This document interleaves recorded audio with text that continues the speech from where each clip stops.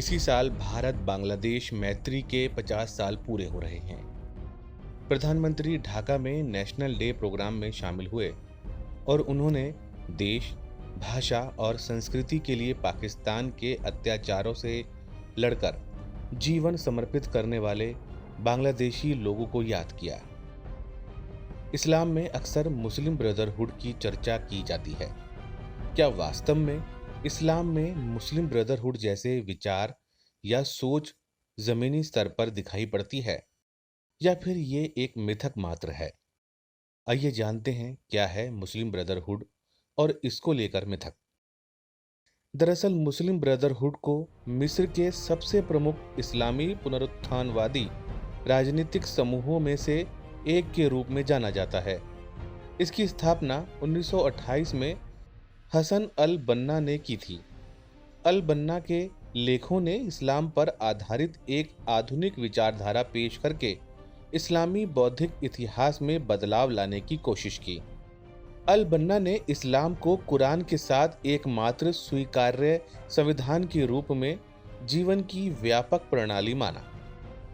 उन्होंने राज्य, अर्थव्यवस्था और समाज के इस्लामीकरण की मांग भी की।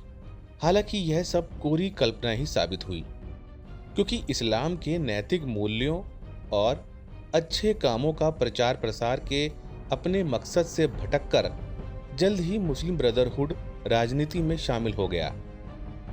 यहाँ तक कि अरब देशों में यह आतंकवादी गतिविधियों में लिप्त पाया गया, जबकि मिस्र में इसे बैन कर दिया गया। लेकिन क्या मुस्लिम ब्रदरहुड जैसा कुछ भी दुनिया के इस्लामिक देशों में दिखाई पड़ता है? जिसका जवाब है नहीं। वर्ष 1952 में बांग्ला भाषा को लेकर आंदोलन हुआ, क्योंकि पाकिस्तान सरकार बांग्ला भाषा को मान्यता नहीं दे रही थी और जबरन सिर्फ उर्दू वाली नीति के माध्यम से बांग्ला भाषा और संस्कृति को बांग्लादेश के लोगों से छीना गया। आखिर तब कहाँ गया था मुस्लिम ब्रदरहुड? दुनिया की बड़ी आबादी वाले मुस्लिम देशों का आपस में ही झगड़ा क्यों है?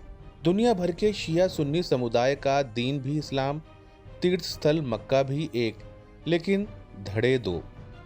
आखिर क्यों शिया सुन्नी में इतनी दूरियां हैं? क्या यही है मुस्लिम ब्रदरहुड? वास्तव में अगर देखा जाए तो इस्लाम में मुस्लिम ब्रदरहुड है ही नहीं, बल्कि इसके उलट इस्लाम के नाम पर कट्टरता को बढ़ावा देना, हिंसक गतिविधियों को अंजाम देना है।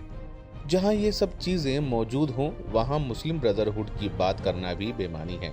यानी यह केवल मुसलमानों द्वारा फैलाए गए मिथक के सिवाय और कुछ नहीं है।